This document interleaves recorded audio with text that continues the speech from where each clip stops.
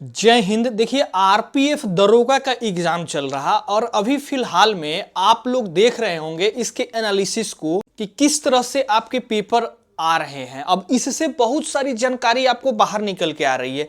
Repeated question आ रहे हैं, current affairs के क्वेश्चन आ रहे हैं, साइंस पार्ट से कितने क्वेश्चन रह रहे हैं, क्योंकि आपको भी पता है कि एज इट इज जैसे आपको आरपीएफ दरोगा का पेपर देखने को मिल रहा है, सेम जो है आपका कांस्टेबल का भी पेपर रहने वाला है।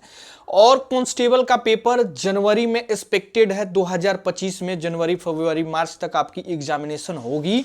तो आपको जो है उस तरह से एक स्ट्रैटेजी सेटअप करके और तैयारी करना चाहिए। तो इस वीडियो में हम लोग आरपीएफ दरोगा का एनालिसिस समझने वाले हैं, पेपर कैसा रह रहा और साथ साथ कांस्टेबल वालों को किन किन पॉइंट्स पे ध्यान देना चाहिए जो भी कांस्टेबल का फॉर्म भर रखे हैं।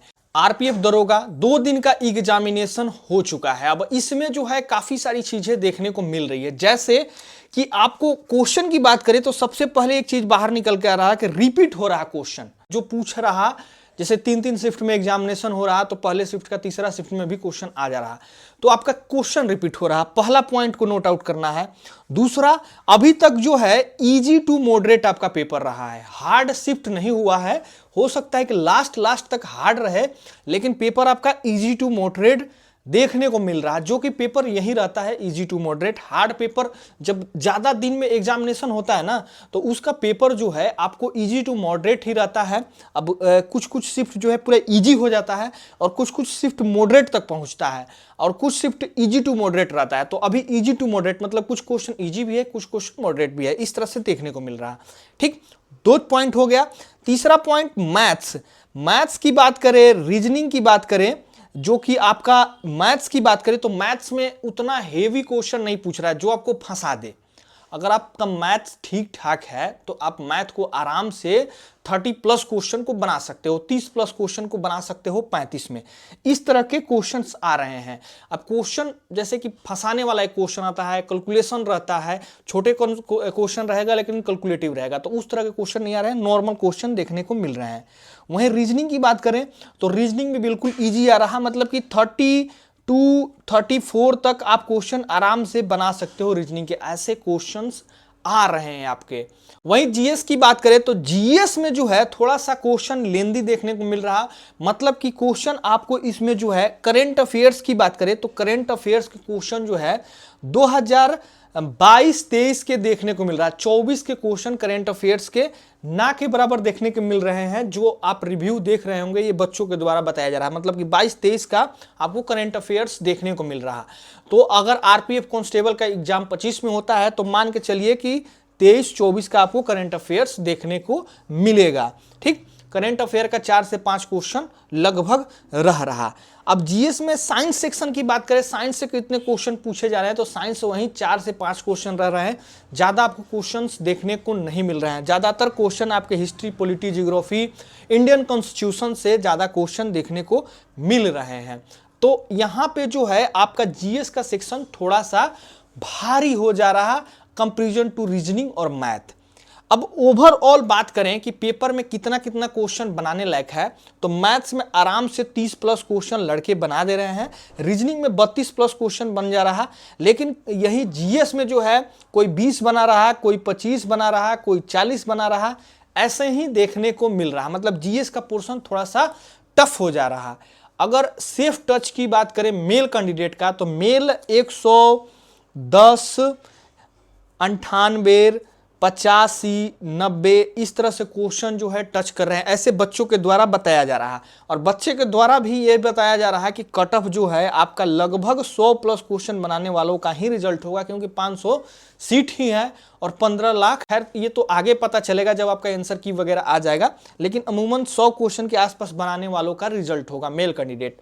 वहीं फीमेल की बात करें तो फीमेल का सेफ टच 85, 75, 90, ठीक है, 98 इस तरह से जो है क्वेश्चन महिलाएं भी टच कर रही है। अब महिलाओं का कट ऑफ थोड़ा सा अलग देखने को मिलता है, ये आपको भी पता है।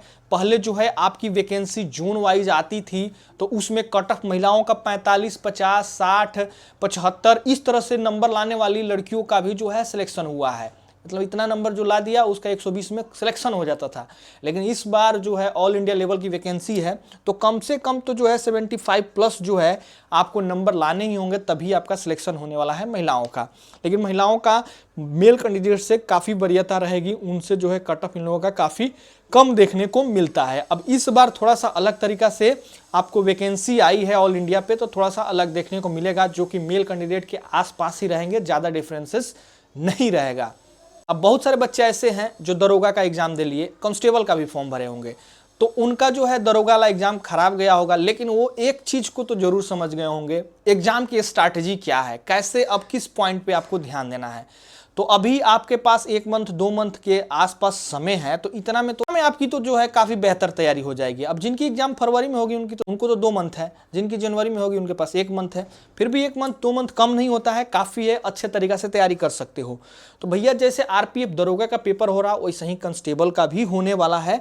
आपको मैथ्स पे और रीजनिंग पे ज्यादा ध्यान देना है। मैं बार बार इस चीज को बताता हूं कि आपकी आरपीएफ में रिजल्ट होगी तो मैथ्स और रीजनिंग से ही होगी। जो इसमें ज्यादा से ज्यादा कर लिया समझ लो कि उसी की रिजल्ट होने वाली है। और जो लड़का जीएस के भरोसे है कि जीएस में हम बेहतर करेंगे, तो भैया कितना भी पढ़े हो 30-35 क्वेश्चन बनाने में आपकी हालत खराब हो जाएगी। लेकिन वहीं अगर 35 मैथ्स और 35 रीजनिंग आपसे पूछी जा रही है, अगर 30-30 प्लस अगर बना देते हो तो 60 क्वेश्चन यहाँ से हो जाता है, और 30 क्वेश्चन जीएस से बना देते हो तो 90 क्वेश्चन हो जाता है। और 90 क्वेश्चन आपका एक बेहतर मतलब कि कट ऑफ के आसपास हो और एक बेहतर स्कोर है आपका। तो अभी क्या करना है कि जो भी कांस्टेबल का जिनका भी एग्जाम है, वे जो है प्रैक्टिस ज़्यादा से ज़्यादा करें। प्रैक्टिस इन द सेंस कि ऐसे प्रैक्टिस करना है कि क्वेश्चन आप जल्दी से जल्दी बनाओ, क्योंकि समय आपके पास काफ़ी कम है। 90 मिनट में 120 क्वेश्चन बनाना है, जिसमें से आपके 70 क्वेश्चन मैथ्स और रीजनिंग के हैं, जो कि काफ़ी टफ रहने वाला है। तो मैथ्स और रीजनिंग पे ज़्यादा से ज़्यादा ध्यान देना है, यहाँ से प्रैक्टिस करना है। और अपना टारगेट जो है, भले जो है आपका 4000 के आसपास वैकेंसी है कांस्टेबल का, लेकिन फॉर्म भी काफी ज्यादा मात्रा में भरा गया होगा, ये आप भी जानते हो। दरोगा का 500 पे 15 लाख, तो कांस्टेबल का मान के चलो कि 25 से 30 लाख तो 40 लाख जा सकता है, इतना तो फॉर्म जरूर ही भरा गया होगा। अब देखिए जब इसका आरटीआई वगैरह रिप्लाई आता है या फॉर्म स्टेटस वगैरह इसी मंथ में आपको देखने को मिलेगा, तो पता चल जाएगा है ना कि कितना कंपटीशन ऑफ लेवल है। कांस्टेबल वाले मैथ्स और रीजनिंग को ठीक करें, जीएस को पढ़ते रहें, करंट अफेयर्स वगैरह पे अभी ज़्यादा ना ध्यान देते हुए जो आपके स्टैटिक हो गए, साइंस पे भी आपको ज़्यादा ध्यान देने की जरूरत नहीं है। 4-5 क्वेश्चन साइंस से रह रहे हैं तो ऐसे भी आप कर लोगे। आप ज़्यादा से ज़्यादा पॉलिटी पे ध्यान दीजिए, हिस्ट्री पे ध्यान दीजिए, जियोग्राफी पे ध्यान दीजिए ना, इन सारे सब्जेक्ट्स पे आप ध्यान दीजिए, आप बेहतर कर लोगे। तो ओवरऑल यही रहने वाला है आपका। जो लड़के दरोगा का एग्जाम दे लिए हैं उनको तो समझाने की ज़रूरत नहीं है, वो कांस्टेबल का एग्जाम स्वतः दे लेंगे, उनको सारी चीज़ें पता है। लेकिन जो दरोगा का एग्जाम नहीं दे पाए हैं उनके लिए ये है, मैथ्स और रीजनिंग को ठीक करिए। बिल्कुल बेसिक से क्वेश्चन आ रहे हैं, फंसाने वाले क्वेश्चन नहीं है, लेकिन वही है कि आपको समय मैनेजमेंट करना होगा।